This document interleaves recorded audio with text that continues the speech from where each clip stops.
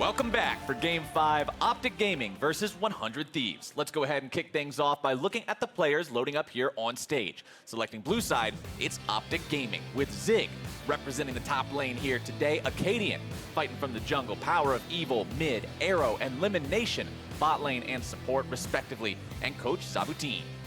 And facing them on the red side today, it's 100 Thieves. Locked their playoffs yesterday, looking to improve their positioning. In the top lane, it's Someday. In the jungle, Meteos. Mid lane, Ryu. Bot and support going to be Cody Sun and Aframu with Coach Brawley. And as these OG Call of Duty orgs face off for a second time this split, it's worth celebrating the fact that Nadeshot and his organization have locked their playoff spot in their first ever split in the LCS. Yeah, and they did it in style. Aframu has been stepping up big time on the playmakers, looking really, really good the last couple of weeks. And Cody Sun has really been pumping out the damage. He has some of the best stats in the entire league from the bot lane role and has just been really, really solid in the second half. And for the team now, they're looking to pick up wins to get the highest possible seed in the postseason. Right. Once you lock the spot, it doesn't stop there. I mean, playoffs isn't the prize itself. That's where you get to fight for the real prize. And unfortunately for OpTic Gaming, they have next split to look forward to from here because their playoff hopes have ended with their current record, and they're looking to make those improvements for summer to see how this team can continue to build. Exactly. And while people say that relegations, are not a thing for a bottom three team anymore, you don't have to worry, it doesn't mean for the players that their spot on the team is guaranteed. Right. The team will stay in the league, but Zig and Dokla have already been swapping back and forth. We know that there's talks about swapping other players and things like that going on. So it's time to step up and prove that you deserve this position on the main roster. Right. Just because the team will always be an element in the LCS, you will not always be an element on the team. That's what has to be kept in mind for every one of these players as an individual competitor, and that's what you want to prove. Even if there's no more playoff spot to fight for, you're still fighting for your chance to say, hey, I belong here. Definitely so. And these two teams really have had kind of opposite records in the second half. They have had very different fates. It's 5-1 for 100 Thieves in the second half, 1-5 for OpTic in the second half. So 100 Thieves definitely on a very big upswing. Going from 4-5 to 9-6, things are looking good. They do seem to be kind of finding their groove at the right time.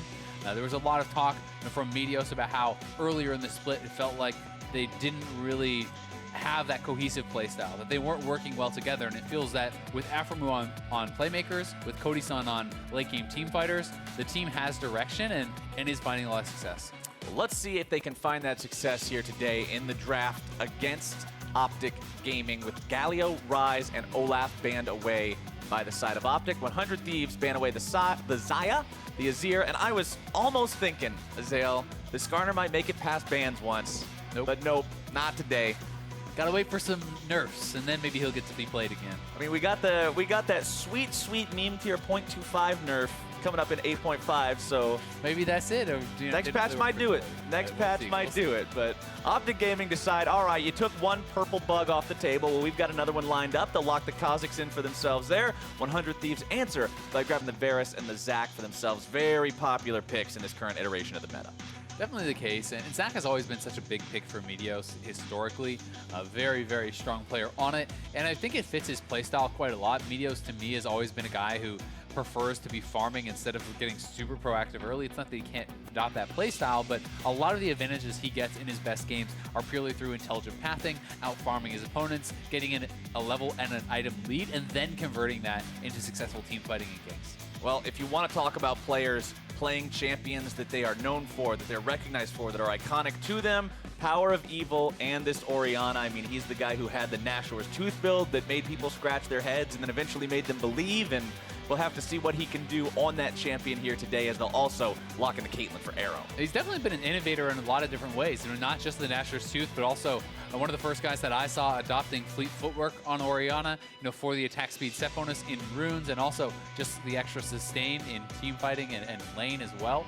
He's been a guy who is not scared to actually try new things out and has kind of made a name for himself doing that.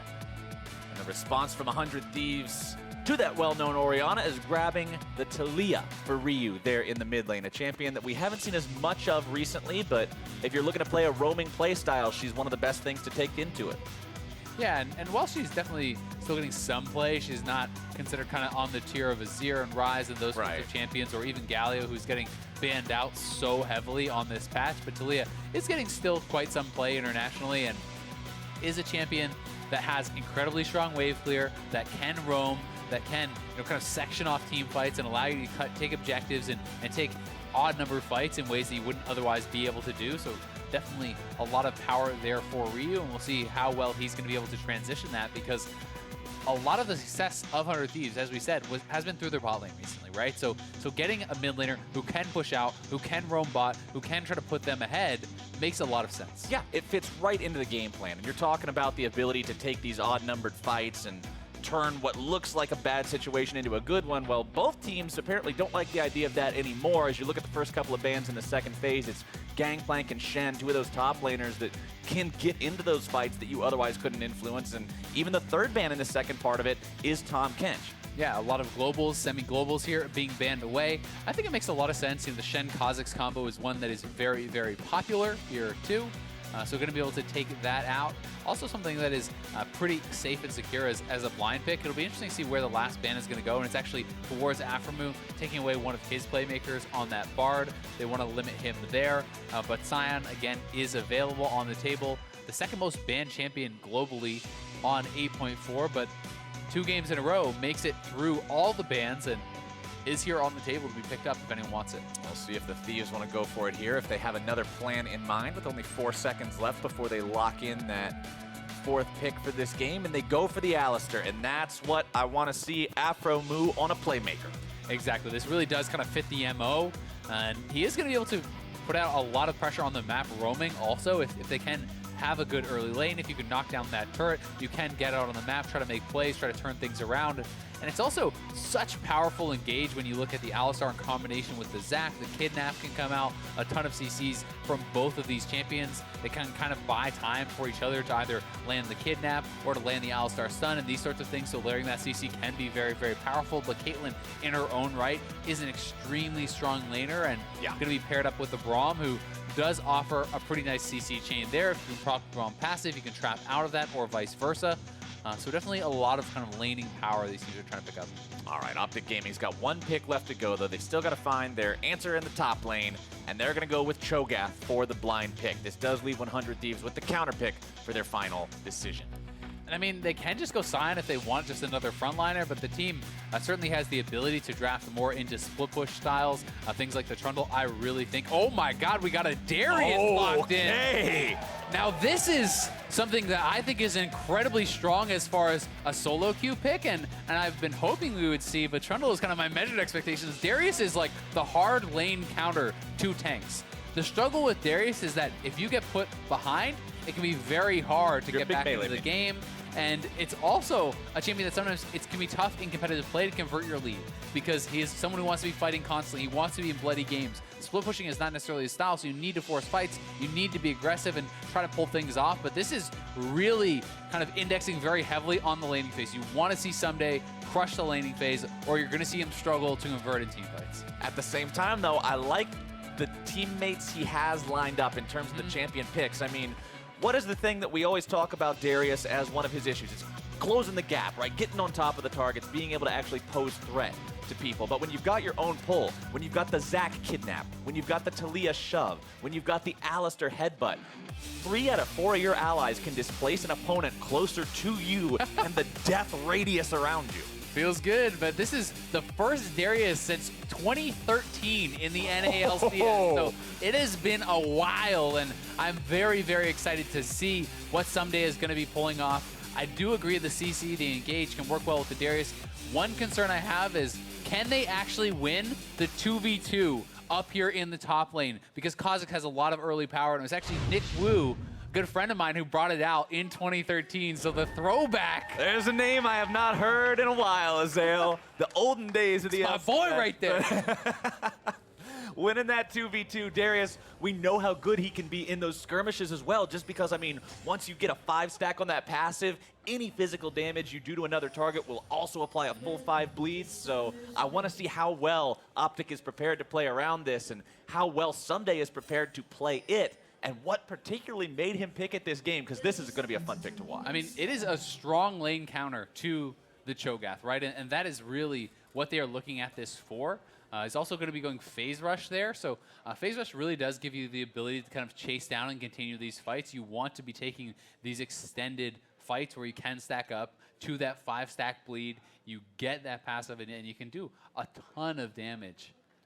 And that's why you also like playing up against these tanks, right? I mean, if you're up against a big old meatball that's going to be in your face that you can just get stacks on, it then makes it that much easier as you're running through the fight. Maybe you've only got time to auto-attack the carry once and then dunk him. But if you can apply 5 bleeds with that single auto-attack, thanks to hitting the meatball for the last 15 seconds, you're doing all right. Exactly, because you can transfer that bleed over to everyone else. And when you have that 5 stacks, your execute ultimate is going to be that much more powerful.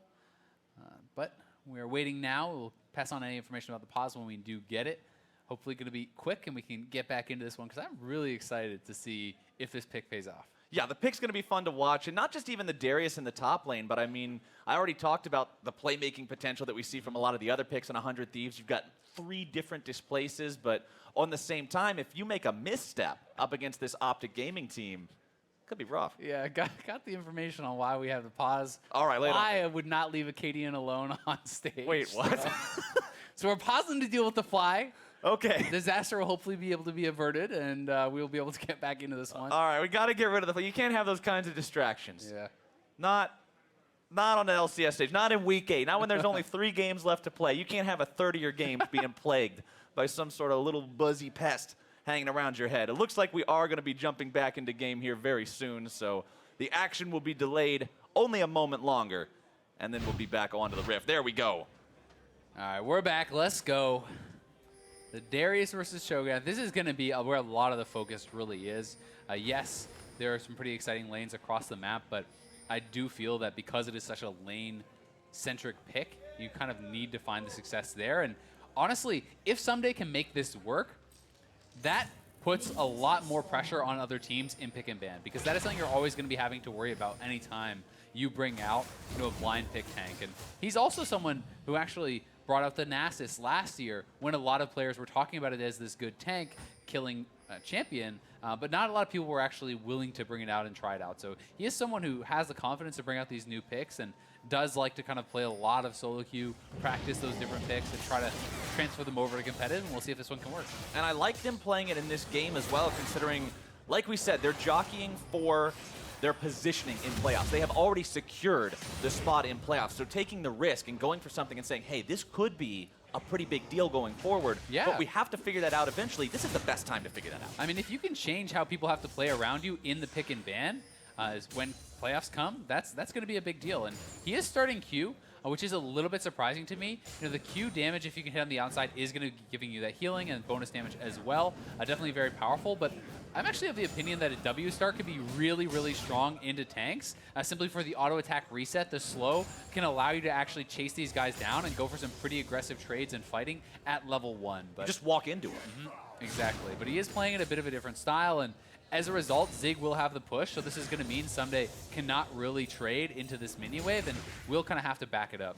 Plus, talking about Darius into those tank matchups, I mean, the champion naturally gets armor penetration just from the E. For those who aren't very familiar with Darius, since you don't see a lot of him in competitive play, the apprehend, not only is it the active component of pulling your opponents in, but oftentimes one of the big reasons you see people max that ability second, it gives you the armor penetration passively as you level it up, and it makes him really able to deal with those tanks. Yeah, definitely so, and it's something that actually got buffed on a pretty recent patch a couple patches ago, so you were seeing kind of more of it in solo queue, more of it as an answer into some of these blind pick tanks, but this is really the first time in a really long time we're getting to see it in the NALCS. All right. Taking a look at mid lane, not a whole lot happening early between the Orianna and the Taliyah. You mentioned kind of the game plan for 100 Thieves when you've got the bottom lane that's been doing the work recently that Cody, Sun, and Afromu have been putting in. It's going to be up to Ryu to just keep this lane shoved in against that Orianna, make sure that he's always on the roam first. Yeah, definitely the case. He wants to be having lane priority. He wants to be the one who is able to move to those plays faster, earlier, as you say, and also, it's going to help to limit the options that Acadian has if you can kind of keep the bot lane pushed in. If that's tougher to gank and tougher to approach, Acadian will have limited options because Meteos definitely wants to kind of have this as an early farm state. But you can see Meteos has snuck up to the top side, and they want to try to get a kill on Zig. The lane looks like it's pushing towards Zig, though, so honestly, there's no reason for him to step forward and be aggressive, and he would have to get hit by the slingshot, but he's pretty far up now, and he's actually just kind of wandering in there.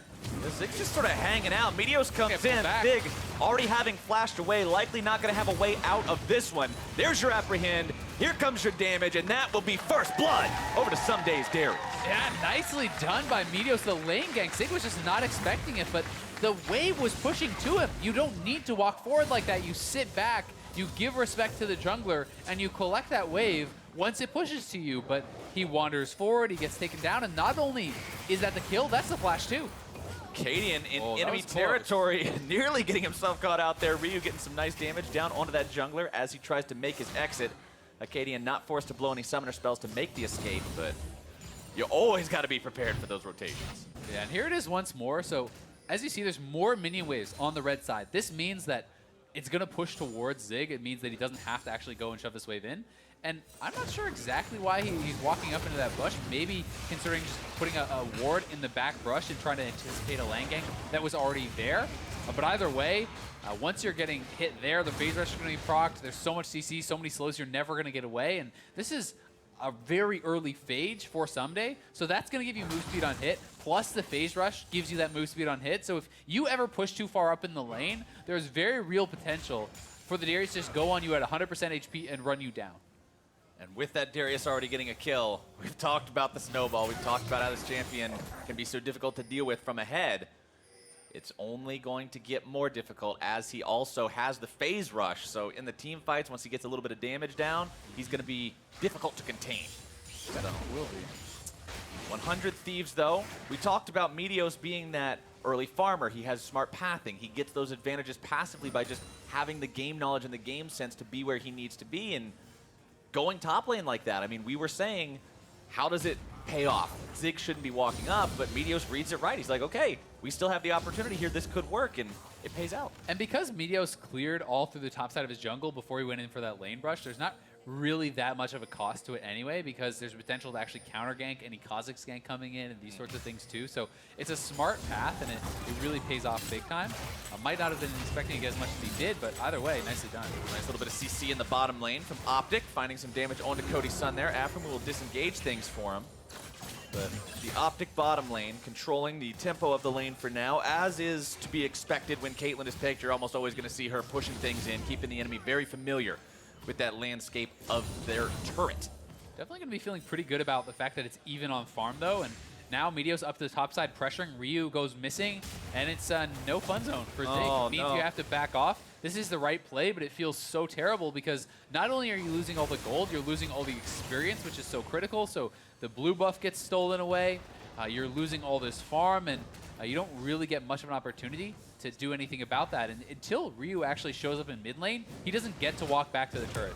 So just now he gets to do something. Doesn't get to play League of Legends. Meteos showing up here in the mid lane, lands the stretching strikes. Afro's also there. The flash has already been used in Power of Evil. 1 versus 3 going to be kept alive a little bit longer. The damage continues. Acadian comes in, not quite able to find the damage onto Ryu. It's 1 for 0, 100 Thieves. Yeah, nicely done on the roam there from Afro, who they come up from the bottom lane. They come down from the top lane at the same time. This 3-man collapse and a ridiculous amount of CC there on a Power of Evil. Took him a long time to kill him off, though, as the damage is pretty low. And there is the phase rush proc. You pull him in, you hit the W and the Q, and that is enough to proc it out. But so far, Zig has done a pretty good job as far as kind of stabilizing and not falling too far behind. He had to give up a lot of farm, unfortunately, for him because of the pressure that Meteos and Ryu exerted. And I'm also going to be really interested to see where Someday actually goes build-wise. Black Cleaver is pretty much a given, but from there's a lot of options. And here is the mid lane play again. Ryu and Meteos coming down from the top side. Flash very early, nicely done from Power of Evil. But the stretching strikes had landed, knocks him into a seismic shove, and looking for a dive. He should have this. Oh, the duck comes in, and Someday gets the solo kill.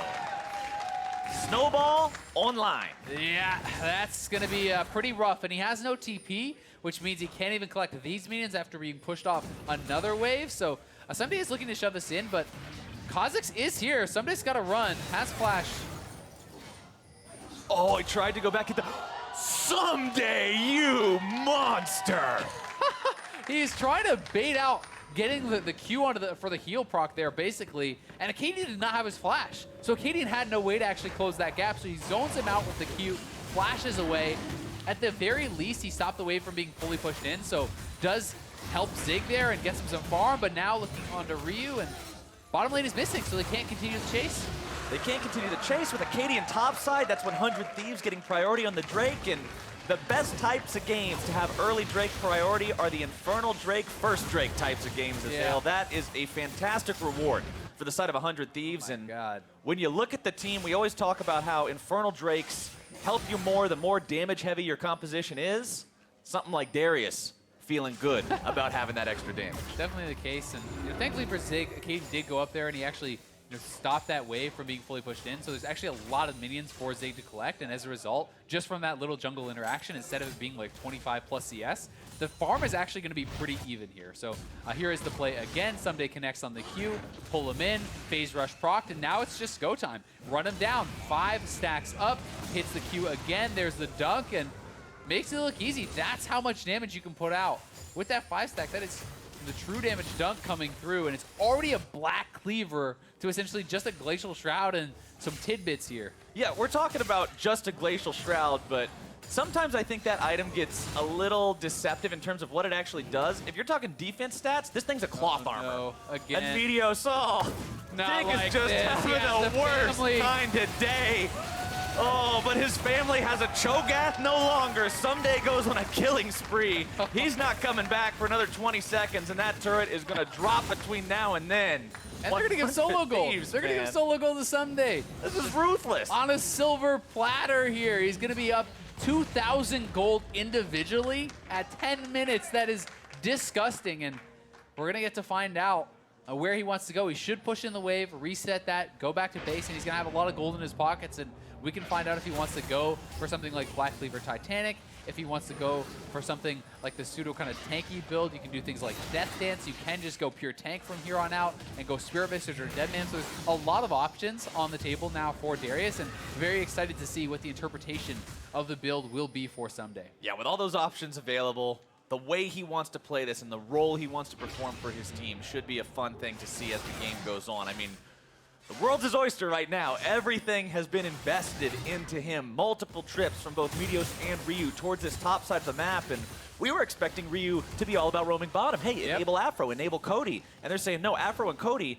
they're just going to hang out. They're going to sit tight. We know they're going to be useful later on. This top lane is volatile, and we're going to make sure it goes our way. And that's kind of what Darius does. Anytime the champion is picked, the game is likely going to be about him. He is either going to slam your laner, or he is going to get slammed. And then he's just going to be useless. Yeah, it's usually one or the other. So it's not a champion that you want to sit back and farm even. You need to dominate in the early game to have the same level of effectiveness as some of these other champions in the later stages. So rightfully so, they put the focus up top.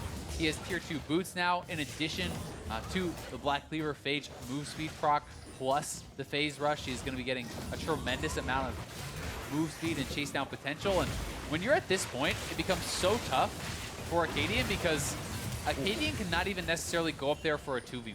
Like, Darius has very good 1v2 potential against a jungler and a tank top laner, because as you said, you stack up your passive on the Cho'Gath, you spread that with 1 Q to Acadian, and 1 Q with 5 stacks on Cho'Gath onto Acadian plus your dunk will probably kill him. Right, you hit him with the Q, you get the damage from the bleed, the ult itself will hit for just shy of 400 true damage right now. Acadian has 1,000 health. Yep. So you're not going to have a good time in that 2 versus 1. Acadian's pretty much just said, well, good luck, Zig. That's about all you can tell him at that point. But we have to see them continue to extend this advantage, because while Darius is very clearly super strong in this 1v1 and really far ahead, things are pretty damn even elsewhere on the map, right? Things are not looking like that big of a deal in bot lane and mid lane and jungle or anywhere else. So really, it's all about Someday, 400 Thieves now, and if he can not kind of convert on this advantage and continue to extend it, then they didn't really get much out of the pick. They didn't really get much out of all this pressure they put top. And to Zig's credit, he is not down that much farm. He is going to be down, a decent chunk after all this is picked up, but he's at least still CSing. He's at least still going to be scaling towards this kind of inevitable Cho'Gath super tank. And we know that even from behind, Cho'Gath can be incredibly relevant, right? Get into the team fights, Cho'Gath can get some good disruption, knock a couple people up into the air, drop some silences, and the feast for the execution. Someday will move over towards that Rift Herald now, though, along with his team, his jungler and mid laner that have been showing so much love so far. Grab this Rift Herald for themselves here again soon. 4-0 this game, though. 2,500 gold lead for 100 Thieves means that things have gone their way for these first 14 minutes. Drake will spawn for the second time here in just 60 more seconds. Acadian, again, going to be looking for Ryu, putting a lot of effort into this mid lane this game. Ryu trying to get himself away, going to be forced to pop the heal, but Acadian gets knocked backwards. Meteos looking to charge up that slingshot, maybe go in, look for the finish here. Someday's here. Sidestep, Someday coming in. Acadian still looking to finish off that Zac, but even if he does, it's just the passive. Meteos flashing away to keep that one intact. Yeah, that was a pretty close one there. Summoner's kind of forced on both sides, both mid laners with heal down, but it's actually Meteos who has to blow his flash, so advantage OpTic in that case. And as you said, the Cho'Gath doesn't really need to have a ton of items to be effective, right? You can be behind, you can still become pretty powerful in that team fight, even just with your base damages and how tanky you are, and the CC that you put out. So Zig just kind of has to keep hanging on and hope that the pressure his team is putting out elsewhere on the map will allow him time to really scale up and just try to stabilize in that matchup. Well, he's got the tabbies for himself, still working on that Righteous Glory. Fumbling around with those components like you were talking about earlier, needs to get that first item yeah, exactly. He's trying to get that first item online as quickly as he can, and it's going to be important once he does. I like the fact that he's going for the Righteous Glory first because it is one of those playmaking types of items, allows him to be more relevant despite how behind he is. Acadian, once again, looking mid lane. He's putting so much time towards trying to shut Ryu down here, give Power of Evil as much advantage as he can. Tries to move up there, but won't find anything. I mean, it's pretty incredible, honestly, with all this attention that Ryu has not died at all. You know, is actually pretty much right around dead even in farm. He has been doing very well for himself, and we get some answers now for Someday. It looks like he's going to be going towards what is probably a Spirit Visage. Yes, that cowl could still be adaptive, but with the healing in Darius's kit, you are expecting it to be Spirit Visage. You get 30% CDR with that, plus your Cleaver, and a lot of surprise healing, especially if you can hit a multi-man Q. Can really kind of become deceptively tanky, even without building a lot of resistances, just through all the healing that Darius can do. And one thing we haven't seen a lot of this game is those Afro move plays that we talk so much about with 100 Thieves. I mean, this team 5-1 so far. I believe it was that we said something along those lines in the second half of the split. 5-1. A big reason for that is Afro move making plays, making things happen. Now it's Power of Evil, might be in some trouble. Someday pulling him right back with the apprehend. Flash away is not going to do a damn thing as Ryu gets himself on the board with the kill. Yeah, nice roam down from Someday. At least they get him to flash out as Ryu looked like he had that kill sealed up. And Someday now looking for Zig. He can just chase him down. Does not get out care. of there, Zig. He'll put himself right in the middle of this fight. The Weaver's Wall comes through to make sure the rest of the team can't come help. Afro Moo's going to remain in the brush to zone anybody else away. Now coming around, now looking to make that play. Can he get in for the headbutt into the pulverize? On to elimination, yes he can. Meteos comes back into the back lines, now looking to make the kidnap. He's got it. And Arrow's out of there. A 6-0 game for 100 Thieves. A perfect game so far. This could be just double mid lane turrets off the Rift Herald.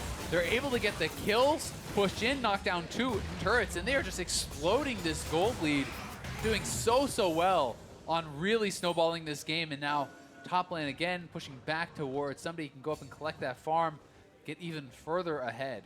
The Thieves are looking good right now with Zale. And I mean, even when you're looking at the items, the Archangel Staff into the Haunting Guise, done for your Talia. Cody's son's Varus has the Rage Blade, and Varus is that champion that is often seen as like the strongest one-item power spike AD carry, just the way that item works. They're in a great spot. So here it is once again. Cody's son flash ult there onto the Caitlyn right as the turret is going down. That forces the flash from Arrow, but he wants to get back into the fight. And then Meteos over the wall, pulling Arrow back in, securing that kill. So a lot of resources committed to get that kill, but really nicely done. And I love that commitment and that aggression, because this is not the most incredible sieging team that 100 Thieves have. They need to be able to pull off dives and be aggressive like that to actually knock down turrets, and they're doing it so far.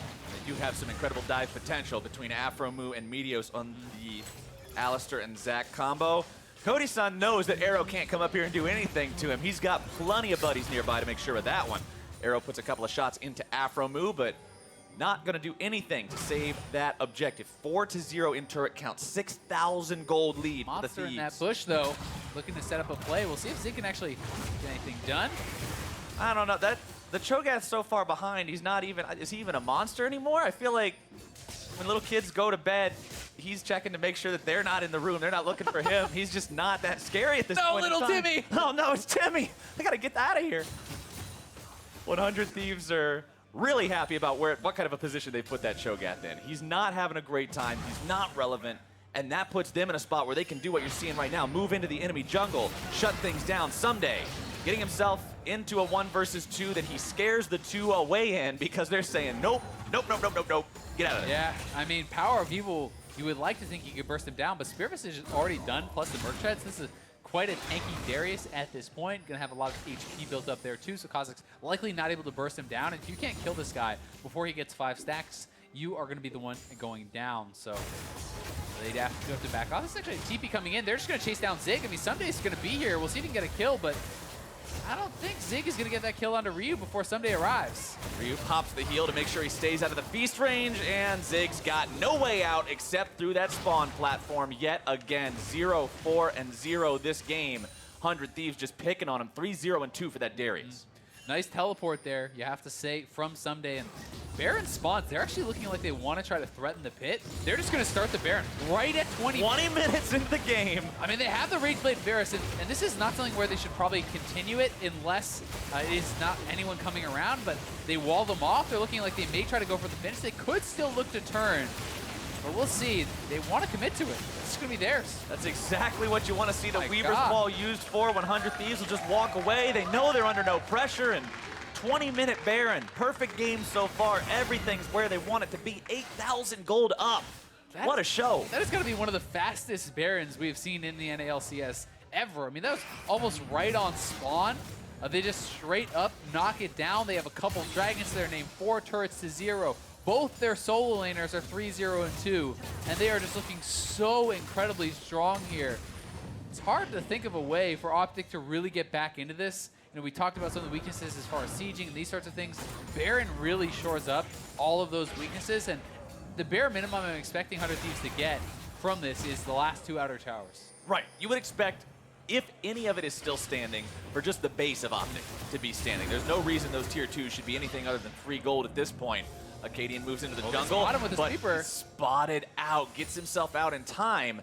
Aframu won't be able to catch him in time here, as 100 Thieves will continue clearing out some of that vision, moving themselves up, never afraid, constantly posturing forward. They've got Someday pushing up in the bottom side. There's some traps blocking off some of the pathing there to prevent the Thieves from flowing in through that little bit of a choke point. OpTic looking for some bush shenanigans here, though, onto Someday, but he's playing it pretty slow until his team is around. We'll see. Oh, good check from Someday. Now he's caught out, though. 1 versus 5. It doesn't matter how fed you are. The shutdown goes over to Zig, finally getting some vengeance. yeah, he was playing it so patiently, but does kind of jump the gun a little there, but at the same time, 100 Thieves can just run it straight down mid, and they're not only going to go for this inhibitor, but they are going to pull back for now, and we'll look to reset things. So they knock down the inhibitor turret. They cannot kill the inhibitor off just yet, but at least it's not a perfect game for OpTic. They are on the board, and they are kind of trying to do whatever you can. And in a situation like this, you cannot look to fight a 5v5. No. Your best hope is to try to get a very outnumbered play where you look for 4v1, 5v1, instantly kill someone off and hope that that can stall out the rest of it. And even though they got it, you still can't feel super great about that considering you did lose the mid lane inhibitor turrets. So once this Baron fades away, 1 minute and 15 seconds from now, you've still got the possibility of 100 Thieves saying, we're 8,000 gold ahead. We're just forcing the fight in your base. Yeah. And at that point, it's still nearly impossible to defend. It's definitely very tough, and Ryu shoving up top side with that Baron buff. Somebody's back out on the map, so they could look to try to collect some more of these outer golds, but despite the fact that they got that inhibitor turret, they did not get any more outers, at least yet, with this Baron. So, you know, we were kind of expecting the minimum with this lead to be 2, but because of the pick on Sunday, they have only secured 1 turret, albeit a more important one. One thing also worth pointing out, the next item for Someday here, Steric's Gauge. Okay. Incredibly powerful on Juggernauts. Gives you both the shield to survive burst, and now the burst comes through for Acadian. He's going to be shut down there as Cody's son under a little bit of fire. Not really afraid, though, any longer. Weaver's Wall going to allow Someday to get right where he wants to be, hitting that tank, burning him away. Doesn't even need the dunk. Decides to keep it in the back pocket for later. Make sure it's ready as the fight and the push continue. trap finds its way onto Someday there. Meteos goes into the back lines, looking for the stretching strikes onto PoE. Can't find them. Don't need them. 100 Thieves, it's all about the inhib. Cody Sun, a couple more arrows will do it. He collects that one. Yeah, good little sidestep there from Power of Evil, staying safe. But it is 2 kills, it is the inhibitor, and the bottom lane is already pushed up, so now they should get this outer here probably, and we'll be able to kind of collect as that Baron buff ends, their second turret, plus the inhibitor. Now looking for more arrow, gonna get caught! Oh, Meteos, he does it again! That's how they got arrow the last time. That's how they got arrow this time. Meteos knows how to find those 80 carries. And without that big defensive tool of the Caitlyn there, Zale, they are just going to bulldoze through this base. Yeah, it's the 007 secret agent Zach finding the engages showing up out of nowhere. Going to be able to knock down a second inhibitor here, and they're just looking to close this one out very cleanly. 100 Thieves are on playoff form. They are looking good, and this has got to be very worrying for any team watching this game. We talked about how this was a great game to experiment with the Darius pick, to check out whether or not this could be something that you want to take into playoffs, whether or not this is a strategy to keep available, to make your opponents think about. And honestly, the Thieves are making it look really good. They really are, and the kind of cool thing about those advantages that you can get as far as the draft is, even if 100 Thieves never intends to pick Darius ever again, they planted that seed in their opponent's head. Exactly. You have to worry about it, and that can change what your opponents are willing to pick, what your opponents feel they have to ban. And that can really change and mess up the game plan around a team like this. You know, it can be very similar to how sometimes teams have to play around who he's Aurelion Sol and things like this. When you have a pocket pick that can be so effective, that can take over games and has been shown to, you're always going to have it in the back of your mind. Someday doing the classic Fed Bruiser solo queue play, taking the red buff. Don't worry, Mr. AD Carry, you don't need this one. I'll get good use out of it. We've all been there before. And now they set up the Death Brush in the enemy jungle, just waiting for Acadian to maybe walk a little bit too close to this one. Meteos goes forward. Stretching strikes will find him, but PoE is there providing the speed up and the shield. His ally needs to get out of that one. Trap line has been set. Defenses are drawn up.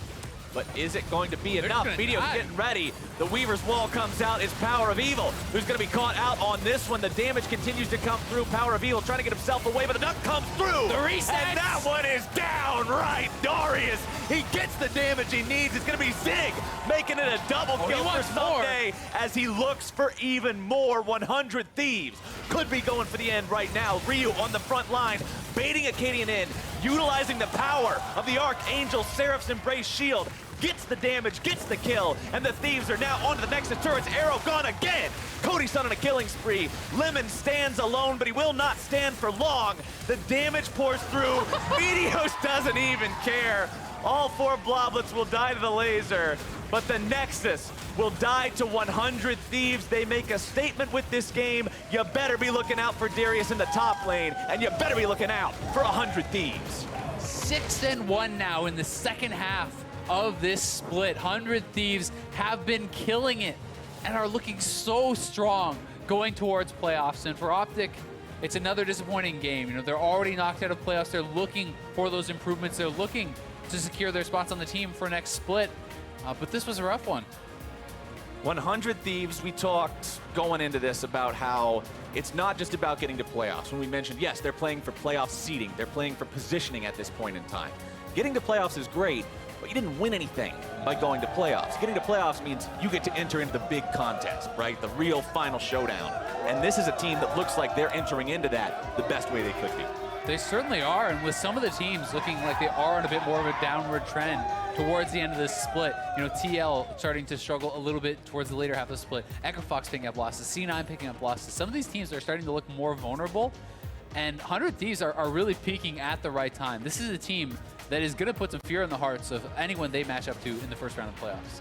Which feels fantastic for this organization that, like we said at the beginning of the game here today, one of the new teams that came into the LCS through the franchising system, right? One of these teams that people didn't know what to fully expect from because this was their first showing in the North American LCS. And for in your first split to make it to playoffs and to play as impressively as they've been playing recently, that says a hell of a lot to me. It really does, and it's also, you know, it's kind of all smiles for 100 Thieves because it's going to feel even better that they're now showing a different way to win, right? We've talked about at the start of the day how many of their wins recently have been kind of through the incredible playmaking of Aframu, the fantastic team fighting of Cody Sun, They didn't need that. It's not that Cody Sun or Aframu had a bad game, but the game was not about them. No. It was about the roaming from the top side of the map, Meteos and Ryu really grouping up with Someday to get him ahead, and Someday in this really big counterpick type matchup. They were able to blow the game wide open, and just honestly impressive stuff from 100 Thieves. Playing like that, it's always fun to see a team be able to switch it up and succeed one way or the other. And now we're going to send things down to Avli and the Executioner in the top lane for 100 Thieves. Thanks, guys. I am here with Dunk Master Someday. Congratulations on that win for 100 Thieves. Tell me, what inspired the pick for Darius today? I was looking for the secret Joker pick, and I saw the Darius got buff, so this comp is very good for Darius, so I was picked. Did you enjoy the pick? Yes. Well, I think people enjoyed watching you play him. We only have 1 week left in the regular split. How is 100 Thieves preparing for playoffs? Sometimes we was bad, and sometimes we good, but I know we getting better, so you guys can looking forward future. Well, congratulations again on that win Someday. Thank you. And thank you, Joanne, for being our safety net here. To wrap up the day, let's hear it from the State Farm analyst desk. Thank you, Avli. And the award for most adorable interview goes to me. Hi, boy. No, got Mark. Someday was good. It was Someday, 100%. Oh, Of the day. Of the day. Here in the North American LCS, that would be Someday. 100 Thieves, 10-6 here in the regular season with 2 games left to go. Looking very good, solidly in the playoff picture. But the story of this game was the man who was just on your screen in the Darius pick up in the top lane. Darius. Yeah, this is a good champion. They did some really interesting stuff in the early portion of the lane. You heard Azale talking about taking W and trading really aggressively at tanks, but he actually starts Q, doesn't use it to push the wave, and lets the wave come into him, bounces, resets, and then that's when they get that gank off because Meteos is clearing his way up to the top side. They get that first kill, and then it's Darius' show. Yeah, and Darius was buffed in patch 8.4, but he's always been very good into tanks. You just generally don't see it in pro play because teams don't want to dedicate the resources towards that top side, and because a coordinated 2v2 can kite you. But 100 Thieves alleviated a lot of those concerns with pretty good warding and good ganks early. Feels like a very feast or famine champion, Oh, yeah. right? What is going I on was going over to sing there? the song, but I don't We're trying to actually have know a it. serious discussion here. Yeah, Mark. end What's- the I don't know if you're aware of end that. the day. but if Everyone you wants could- the utmost serious. Let's talk What runes, song are though, you trying to because, sing? hey, if you're Welcome to the slam, whatever. Oh, this I'm Peace losing Jam song. Yeah, the Okay. I need a gavel. Those are the runes. Yeah, and this is kind of a how would you play Darius if you do it. I think Phase Rush is the right option since you need the sticking power, and it's all about getting your 5 stacks so you gain that huge amount of AD. And I know Azale talked a lot about this during the game, but specifically these runes. Scorch for more early game, since your ult is true damage anyway, and you're going to be pretty scaled that way. And Transcendence is once you get Black Cleaver, hitting the 40% CDR makes your W like a 3.5 second cooldown and your Q even lower. So it makes it really hard for people to maul you or like mob up on you because your cooldowns get so low. I mean, here's my next question, though. How many times can he pull this out? Or can he ever pull this out again? Because we kind of talk about the narrow win conditions of a Darius. It does feel like a lot of times with pocket picks, it's a one-and-done kind of situation. I mean, TL versus 100 Thieves, first round of the playoffs potentially, you know? Is this something you're willing to play into Someday's pool of tanks? Most likely. I mean, if you can play this way, you need to understand that now that people have seen it, they might start game planning. But I do like seeing this out of Someday because 100 Thieves for so long have been the Cody Sun show, and it's finally a different story. He didn't have that 90% KP out of their AD carry. I agree. Even Ryu had a good game here if the focus was on Someday, but Ryu had solid roams with his Chaleo walls. We got to see it in some of that replay. He cut off the collapsing OpTic when they got the 20-minute Baron. This was probably 100 Thieves. This got to be their fastest win of the year, right? It's definitely close. They are 6-1 on the back half of the split right now. I think we need to kind of call attention to that fact. While some of the top teams are trailing off and struggling with trading wins and losses, this is one of our teams that has put together the most complete back half of the split. Did Cody Sun die this game? I just want to triple check because if not, I'll tell you in a second. in the second half of the split, he has only died 3 or 4 times, depending on if he died this game. Maybe I won't tell you. In the He whole did not second- die! He did not die! He I has got 3 it. deaths in the second round You robin guys in the rock. last 7 games. Like, Hey, someone that's put him clean. as their 3 seed in their playoff bracket prediction. I almost did. Who was that? That was me. Oh, Yeah. okay, great. Did you put it predict thanks for clarifying. FlyQuest properly today? Oh, shut up. I feel like we have exhausted our talking points for this game. Someday, Darius, good. All right, now as the regular season approaches, it's final week rather. Plenty of players are giving it their all, and several were worthy of the OP5. So for week 8, they are Someday, Mike Young, Bjergsen, Stixay, and Biofrost. First up, 100 Thieves, Someday. And obviously with the Darius game today, it's pretty easy to see how he took over that entire game and led his team to victory. But even in the game against Golden Guardians, which was a little rough, he had a good Cho'Gath game, was providing a great front line for his team, for that Cassio and Xayah backline to step up, which is something he's always been praised for, is his actual frontlining skills. Yeah, and he has had a very poor split kind of coming up to this week, and if 100 Thieves is going to succeed, they need to have solo lane performances like Someday had this week. Very much so. Next up, TSM's Mike Young in the jungle. Mike Young, man. It's coming. TSM keeps talking about it, but this That's what they week keep saying. he was incredibly solid, and it's made more impressive by the strength of schedule and strength of opponents, right? They played Team Liquid and Cloud9, two teams that are very likely to be in the playoffs, and he performed really well. All right, in the mid lane, we got his teammate, Bjergsen. I mean, especially for that last game on Syndra, huge performance in carrying his team back, but also just what happened in that game versus Team Liquid, where they had that flex pick, he gets the rise, they get it into Anivia, he's beating up Pobelter for a lot of that game, and then, like we said, these catches in the C9 game, dragging his team back into the game and eventually handing them the victory. Yeah, pretty insane week from Bjergsen. They're a duo. We'll talk about them individually, though. CLG Stixay in the AD carry position. Yeah, as well as Biofrost, who we're going to be having for the support. But look at those numbers, 20 kills, 4 deaths, 13 assists, specifically setting the DPM single-game record for the North American LCS in their game yesterday against FlyQuest, where he had a good early game, too. It's not like he just carried in the late game. Stixay, he popped off. Yeah, I mean, the fact that his average across 2 games is over 1,200, right? Like, that's a surprisingly large number for one game. And so for it to average out there is pretty nuts. Of course, his lane opponent, I almost said. No, they work together. CLG Biofrost in that support position. And he played Thresh today, had a monster game, also had a great game yesterday. So they had the upset win over Fox. They're beating everybody in the playoffs right now. And they look like one of the hottest teams in the entirety of the LCS, mostly off the back of his playmaking and shot calling. I mean, I think the other thing, too, is his own team has been vocal about Biofrost's improvement from the beginning of the split to where he is now, both in his vocality as well as his play and how he's kind of pairing up with different individuals on the team to make things happen. Yeah, I think these guys, specifically for COG, I'm going to be...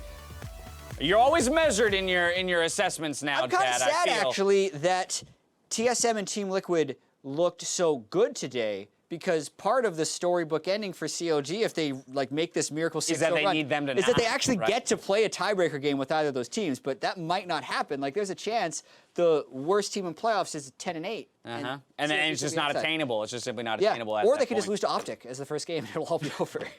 The disaster scenario. But what do you believe is going to happen, Jack? If we don't ask him that. They're Don't not ask him making that. playoffs. All right, now as we approach our final week of the regular season, let's take a look at how you two rank prediction-wise. It was a difficult day here. 3-2 for Jat, 2-3 for Mark Z. So Jat moving ahead 1 game in the standings with 10 left to go. Why did you pick Clutch? Yeah, that's what I'm tried sad. to take my shine with Clutch. That's what I'm most sad about, is yesterday, Mark, had that fire prediction, Clutch over Echo Fox, nailed it, and we're They like, banded around him. They called you out for being a hater. maybe Clutch game and really turned it around. Maybe they can beat teams above the line. Topsy-turvy, Focus on man. your teams. You got FlyQuest Then they and lost to OpTic. Liquid. The entire NALCS, topsy-turvy. That is In a week victory. 8, there were a bunch of moments that brought us to the edge of our seats, and some of those big plays had you cluttering up the Twitter sphere. So let's review a few, brought to you by Acer Predator. First up, Pocket Sand is asking the question on every Clutch fan's mind, rather. When are we going to stop sleeping on Clutch Gaming? The Ocean Dragon is the target here now for Echo Fox. They already have the first 2 dragons, looking to continue to pick up those neutral advantages. This may give Clutch a little bit of time to secure some more vision, but they're actually Rise ulting into the pit. They're going to try to rush this down. That's a really cute play. Can they kill it in time? I think Is they the can. issue. The Tom Kench brings over 1. He's actually brought Phoenix on the Cassiopeia, but there is no smite. The Chomp comes in, Cleanse gets him away, and the team's going to try to disengage. Apollo jumps the wall. Fevin's going to flash to make sure he's safe. Just burn, I'm gonna lantern out. Okay. Watch Cassie, get. No Watch out. Can you get out? Get out. We have to go up. Everyone kind of flash if you need to. Run. Just put down traps. Gift trash. Sleep, I'm dead. Leave. Sorry, Nick. Fine, Ken's flash, Cassie flash. Nice. Good. We need to counter push. Only losing support for the pick of a Baron is a great play from Clutch. So what I will say is they actually played really well in that Echo Fox game. Like, incredibly. That is the game where you wake up and start paying like closer attention to Clutch Gaming. But I swear, you wake up for a second and go back to sleep because then they lost to Team Liquid. They're probably gonna be up like 2-0 in the finals, and I'll be like, just don't feel it. Yeah. Like, until they actually. They're a win tough all. team to peg, right? Like it is. They have those on and off days. Mark, I know you've had a tumultuous relationship with them. Next up, Indie Noise has admitted that Afromuz Rakan has got him feeling a certain kind of way. It's Caitlyn by herself on top. You have to have top control. And Meteos actually does get the ultimate, or if not the ultimate, the Rift Herald off. That was a really nice attempt from Contract. I believe he saw the channel in fog and just threw the ult trying to interrupt it, but... Yeah, he threw it, but it was soaked by Afromove. Get the way. Oh, they ulted? I'm here. He tried to block Herald. Oh, okay. That is coming with I'm on the way too. Tower's dead. I can't follow. Can I watch our camera right here? Yeah. Cody, can you walk out?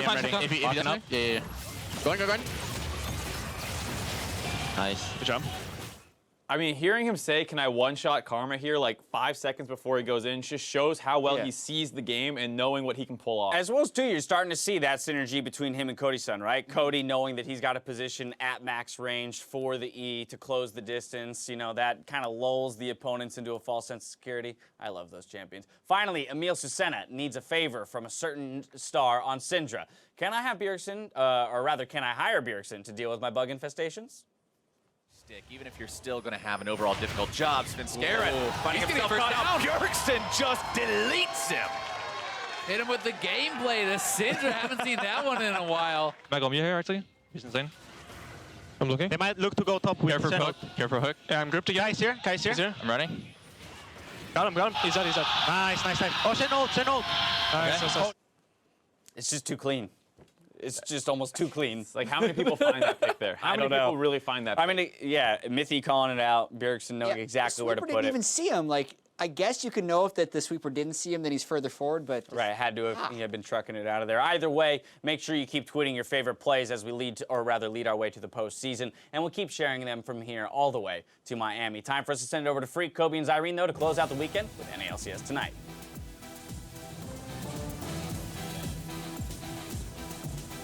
What's up, everyone? Welcome to NALCS Tonight. We got a dance party going on right now. Now it's stopped. No longer the dancing is happening. I am Freak. Still a party. We're just not dancing. Just not dancing. Still a party. That's Kobe. That's Zyrene. How you doing?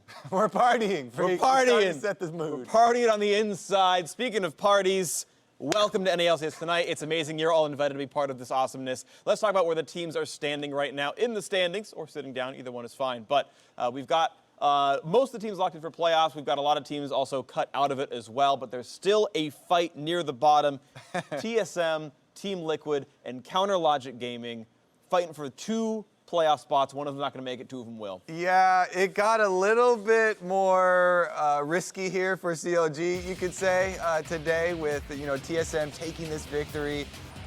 This entire weekend, honestly, the 2-0 weekend for them was huge. But again, after this Team Liquid victory, they also beat Cloud9, and that put a lot of the hopefuls for Counter Logic Gaming kind of on the edge. Yeah, but on the flip side of it, the TSM fans are now like, we're doing it, we're back in there, and it's like every single time. If this happens again, if TSM make the finals again, after pretty much the worst they've looked during the regular season, save for that one time that they entered playoff 6, it's like, that's actually insane, and the meme of they always make the finals is just stupid ridiculous. Well, I mean, it's not. I'm pretty it's a frustrated historical with it. fact. That's not. It's not a meme. Yeah, I feel like I'm desperate for Breaking Badges. They can't keep getting away with it. Exactly. And it's like we've historic stats. They've never started winless in the first week. They've never had a negative record after the 7 weeks. And it's like, all right, well, they're going to the finals, guys. Like I actually remember talking with the Nero yesterday off air, and he's like, yeah, us and TSM, it's the finals. I'm just going to try to dodge them until finals, and then in we go. And it's just like. Everyone's just waiting for TSM to collect that run to the top 2 at the very least. But it always seems to happen. They always seem to get it together by the end. I like what Reggie said on the lounge. And then fall apart in time for MSI. You've got to make sure you get time for that, so they can dip back That's under. why they make changes to try and prevent that. NA once again. Well, they can prevent it by not qualifying for MSI. And they almost succeeded this time around. Well. In the middle of the pack, though, Team Liquid, also 2 games ahead of CLG, so they're of course, pretty likely as well, even though they are looking a lot weaker. I remember at one point they were 6-4, and chat's like, "This is a way better than 60% team," and here they are at 9-7, and it's like, I don't know if you guys are really improving very much. Yeah, it's just always the gelling and trying to get people to work on the same page. I know the bottom lane, it's kind of the honeymoon phase is over for Doublelift and Olay. They have a lot of issues. They have to work through those issues. It's time for the marriage counseling to come in and get that team on track because, like Jat said, they should be better than that, right? Yeah. The fact that they have all of these superstar players and these people who have such a high pedigree, they should actually be playing at a higher level. I mean, today they seem extremely calm. They made definitely a lot of mistakes. Pobelter got killed early, Doublelift got picked off, then Olay also got picked off. Yep. So those are definite things that they're going to point to in review and be like, yes, I know that was definitely a dumb mistake. Yeah. But the overall way that the team looked and the way that they were approaching the game seemed a lot more calm. It seemed a lot more planned out than previously. So at least there is that for the team. And I actually, I do have pretty good confidence in them. Did you see the Doublelift, either of you, the Doublelift tweets from last night about how Teal's approaching the 3 paragraphs? Yeah, you as well? Yes. Do you guys both believe that? Or is he just like putting in excuses for the losses? It's a similar message to what TSM was saying when he was also on TSM. You know how they wanted to try more things on stage. When TSM played Galio, right? When they were trying to force the Bjergsen into Galio thing, and all the fans were like, "What are you doing? Why are you picking Galio?" And then it ended up being such a huge pick. So there is definitely something to that. Yeah, there's going to be different win rates in scrims, and you're going to find that something is good for your team, and then you get on stage and something different happens. The Varus pick got a lot of criticism, but it's like, yeah, if you're playing it in scrims in the right environment and there's the right selects around it and champion select for the enemy and yourself, it'll definitely thrive, right? But it's just, something goes wrong. I'm sure if the Darius that looked great today on stage, something could have had gone looked different. stupid if he got ganked a whole bunch. Exactly. Like, why would you pick Darius, you idiots? And of course, it looked great. And as a pro player, I think you just have to ignore all that crap. Oh, you do. And just be like, just look at the way that it played out, not exactly the results, but also why is it working, why is it not working, and that's what you target as opposed to whether it worked or didn't work. Great. So it feels like we're both pretty hot on Team Liquid right now. If they are playing now to their own style somewhat, they're looking pretty good. But that last team on the outside looking in for playoffs is, of course, Counter Logic Gaming. The dankest timeline is still a possibility here. CLG are 2 games behind either Liquid or TSM, so they have to go 2-0 weekend. At least one of the teams must go 0-2 if they want to make that playoff run. But CLG have been looking pretty good. Yeah, but TSM, their schedule is Golden Guardians and then CLG. And if they beat Golden Guardians, then that last game doesn't really matter for TSM because they would be 2 ahead. Or at least out of reach from CLG. Yeah. I mean, like I said, those teams can get out of reach of CLG, but CLG can at least make it a 2-win run, right? They've got the OpTic one that you're expecting really heavily from them, and you're hoping that one of those teams do drop. And whether or not CLG ends up making it or not, I think that it's still, there's a lot of positive takeaways for the team, just with the way that they've been playing. I mean, this is definitely the start of an incredible run, the miracle run everyone's talking about. Their goal is to just make their part of the run happen. Go the 6-0, win all of these games, and have this, very uplifting end to the split, which was, pretty tragic start for them, honestly. So either way, that's going to be, good for the players, good for the organization as far as looking toward next split. However, the playoff race being interesting would be like the cherry on top. Like if the last game versus TSM does matter, that's such an incredibly hyped game to end the split on. You got to control all the factors and focus on those, the ones that you can control, right? Doesn't matter what they're doing unless you scrim Golden Guardians and give them a bunch of TSM strats, right? Just prepare them to take them down. They're trying to funnel all the faith into the Golden Guardians first because that one needs to happen. Or what is TL can 0-2. Yeah, what's CLG Team is Liquid's 1 first look game? at I'm almost certain. Yeah, what's Team Liquid's I don't know who first they game? play. Okay. Well, they have 2 teams to root for. TL Team plays Liquid's against Cloud9 and Okay. someone else for the last week of the schedule. So CLG can tiebreak either one if they 2-0. And OpTic apparently is the one. So OpTic, either way, is holding some cards here, this one. OpTic and Golden Guardians are the ones potentially keeping the teams down. We'll see if they can start at the very end. So that talks about the sort of 5, 6, 7 playoff spot. Let's talk about top 4. Because last week, it was like, Echo Fox are the best team. Well, in I North said America. C9. Okay, that's fair. Yeah. Not everyone. You were still high on Cloud9. So Cloud9, Echo Fox, Clutch Gaming close behind, but also 100 Thieves keeping up as well. They've been looking pretty sharp. 4 teams in the reach for the top 2 spots. Who are you giving it to? I would also like to note that Freak said multiple times. Echo Fox 18-0, quote me. They lose a game, still said 18-0, quote me. By the way, I just wanted to quote you. So yeah. Echo Fox 18-0, quote me. Still happening just at Worlds this year. Yeah, but their playoff run plus an MSI 18-0. But seriously, the last couple of weeks definitely give pause. Yes, 2 of the losses that they had were to Counter Logic Gaming, but even in some of the wins for Echo Fox, people were a little bit unsure, picking apart a couple things. And I still have a lot of faith. Like, the players are very good. But some of the, not only bottom lane that people are looking at, but also the mid-game kind of coordination with them, it seems like they've gotten themselves into good positions in most of the games, but they've also made a lot of uninformed, very risky moves, maybe. Yeah, I kind of equate this to when I play on my Smurf for like a month and I'm just crushing kids in silver, and then I go play on my main account, I make such stupid decisions because I'm still in that silver mentality where I'm like, I could get away with anything. We're just way better. I'm just way better than these guys, right? It's like I don't actually have like stat increases over them. I'm just mechanically better. Then you play against opponents that are on the same. Back to reality. Boom. You're just like, I suck. I'm never going to be that great. Yep. And right now, that's Echo how Fox, I view you all the time. Thank you. Yeah. But now I feel like Echo Fox. I can see it in his eyes. He was just He's waiting. always waiting for that.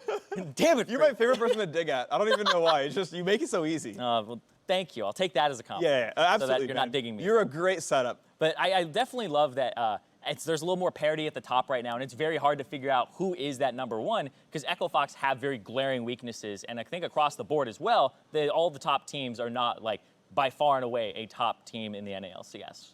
Yeah.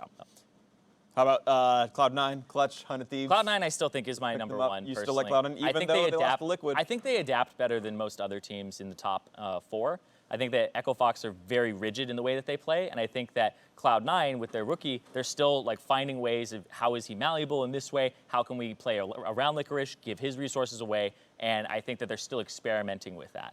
I mean, Svenskeren also showed, he got picked off quite a few times. I would have to say, I would be on the camp of giving credit to Bjergsen. Yes. Yeah, he was rather nuts. than like taking away from Svenskeren a whole bunch. There was definitely a little bit that you can take away. Sure. But there's also a level of you gotta give the honors to Bjergsen there for that one, because that was honestly insane. That's the Bjergsen X factor that breaks the game, because it was even up until that first Baron, right? So they were neck and neck, and then Bjergsen kind of grabbed the reins for, I would say, one of the first times of the split where it's just really definitive. Bjergsen is crushing and bringing them back in. It was so funny too because Bjergsen's interview yesterday was, I don't even think about me and Jets anymore. It's a team-based game. Whoever does more for their team, I just hope I can do more for my team than Jets. Well, turns out hard carrying 1v5 is a lot for your team, Bjergsen. So props to you. Haven't seen the form from him in a while. It was nice to see. I just wanted to say that. Yep. You started laughing and you're just like, yeah, we're good. I'm letting you go for it. Who's your number one, Kobe? Who's your number one? My number one team? Of those 4 at least, maybe. I mean, it's still between Echo Fox and Cloud9 for Okay. me. I have been impressed with 100 Thieves, specifically with Aframu and Meteos and the kind of the coordination between those two veterans, though. Because those are two guys I know have very strong opinions about how to play the game and ways to call the game. So I anticipated there being some clashes between those guys early on, or maybe like, at the very least, hesitation. Sometimes when you have two people like that, they'll like bring up ideas and then you have this period of discussion in game. But mid-game retro. But honestly, at least the last few weeks, that has not been the case. And the speed, I think, has been something that was very impressive, too. And the 100 Thieves turnaround honestly surprised me a ton because I actually called, I don't know if I did it on air or not, but I pretty much called that 100 Thieves was going to replace players at a certain point because you talked about Meteos and Afra having strong opinions, and it's like, okay, well, they've got an academy team, they can sign someone, and just like, it's not working, they're playing really chaotically, and I'm like, something's got to change, but they just figured it out. And like now they look super, super sharp. So, I mean, props to Prawley and the rest of that crew for figuring out how they want to play the game. I think Prawley does deserve a lot of credit because he's working with a lot of people who have very definitive ways that they like to play the game, and they've played it for years, and they've been a voice on their team. So having people kind of check their ego or find places where they slot in at certain points to command the team, I think takes a lot. And I think Prawley, his style where he is not very rigid, he adjusts to his players, I think it deserves a lot of credit there. And you were talking about it, but I think the community was talking about it as well, where they were like, they have Levi. They have this guy who was from Vietnam on GAM, who's been to Worlds, who's been to these tournaments and smashed on the bench. And then it's like, what are we going to do to get him in there for Meteos' spot? It's like, the community was kind of calling for some people's heads, but Prawley kept it cool, and he's able to just get the team right on track. And that's why 100 Thieves, like, I was not expecting them to lock a playoff spot before the likes of TSM, TL. Yep, but they did a great job in the sort of end of the season. Of course, 2 games left for them. They're playing Clutch and Echo Fox. That'll be a fun warm-up for their playoff run because those are both locked in as well. Let's move on to our next topic of the discussion here. It's a general topic you wanted to bring up, the quote-unquote tank meta that we're in right now in 7.4, and top lane specifically, and this is a slide that you're going to talk about here. Yeah, so I wanted to check out, because everybody's saying there's a top lane tank meta. I actually call BS on that because I don't think it's a top lane tank meta. I think you could play pretty much anything. The counter picks are coming out, and that's what people are adjusting to, is we're seeing the GP a whole bunch. The Scion and the Galio are kind of the only 2 that I think are like really kind of tanks that get banned away because they're so powerful.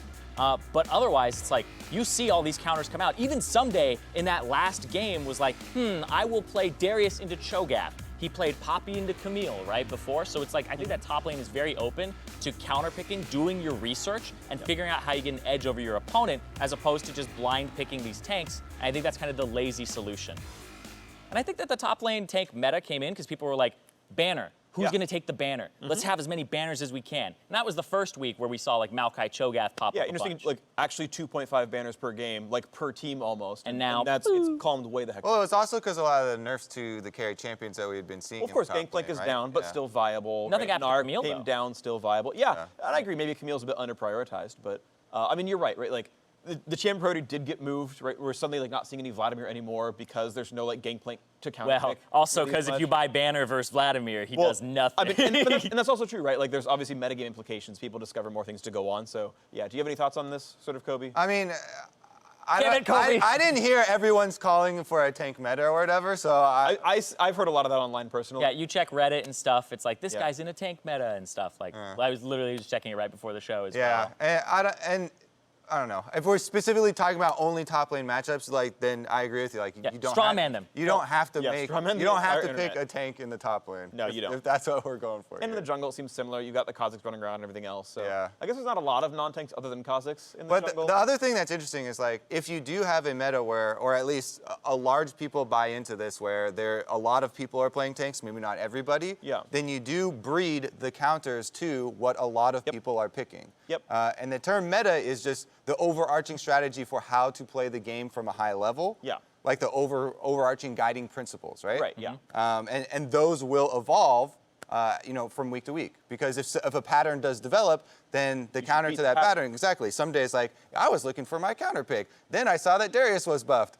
Darius' greatest strength is, lane matchups and snowballing versus tanks. Yeah. So, he's now playing fast I kind of games. like how the progression. Yeah, I love that as well. I'm always happy when teams want to play against the meta and counter the meta. That I think is always the way you should try to get your strategies together. So love for Someday for doing that. I think that should be a requirement for top laners. I think top laners should have an edge of creativity so that they can have that counter focus, because it is still an isolated matchup a lot of the times. And that's why I think Khan is such a great player, because you watch him pull out all of these counter picks. You go back to Huni, who kind of invented a lot of top lane counter picks. Cassio into Gnar, had the Cho'Gath into the Rise, right? Had the he was one of the early Lucian adopters. One of the early Lucian him adopters. And Cabochard, give Cabochard his credit. So he really does kind of put in his time to find what can I do to get every possible edge over my opponent that I can. Yeah. And that's what I really like to see in a top laner, somebody who doesn't just do the homework, but they go above and beyond and find that.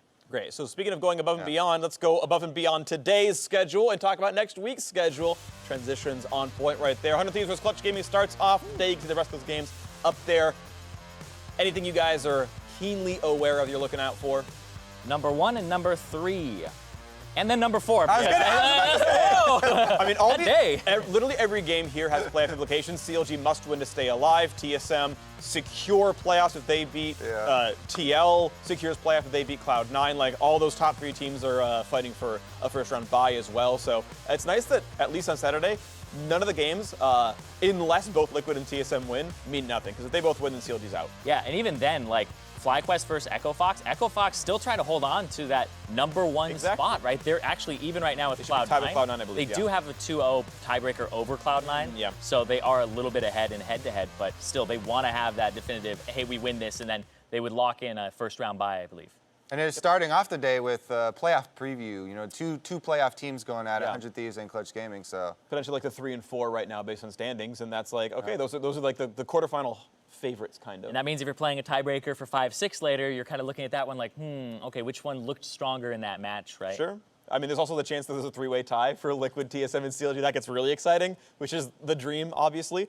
So cool stuff there. Also, keep in mind the NALCS Lounge stream will return during Team Liquid versus Cloud9. Jat, Rick Fox, and a rotating crew of Echo Fox players will be hanging out. I'm excited for Jat. The 10-man roster, the Echo Fox 10-man roster. Man. Rick Fox? I'm excited for Jat's debut to the NALCS Lounge, by the way. That's what I'm most excited for. I mean, yeah, what's going on with the analyst test then? Well, I mean, you got to put the guy who has all this NBA fandom Stay tuned. in there, right? I think Jat's got tuned all for that analyst knowledge.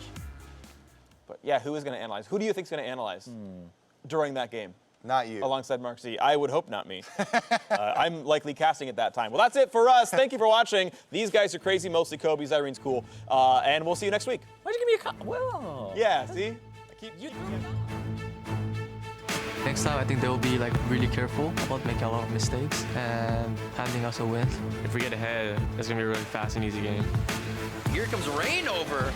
It looks like they're going to be right onto Huni. He's out of mana. Tries to flash out. Bone plates on, but it's not going to be enough. That's when they get themselves in trouble. We win. I'm on that. Kazakhs. Guys, Counterlogic Gaming take the victory over Echo Fox. And the playoff race is heating up. Leaves him out to dry. There's the ace in the hole. Definitely picks up kill number 2. Contracts then goes in, looks for Turtle, finding the squishy targets. Flame is now to the backside, and he starts to make the fight his own. Almost didn't even realize it. What's he doing in range still? Oh my God, the last second bait gets Lear's flash forward. Another 1v1. Oh my God, those feathers sting! Flashes over the wall! Hey, we can't kill Lakan, no? I'm gonna go and side. Lakan dead. I'm looking Giant. Yeah. Hey, we can't do Kai. I'm looking Cho. I'm looking Cho. Boys, and.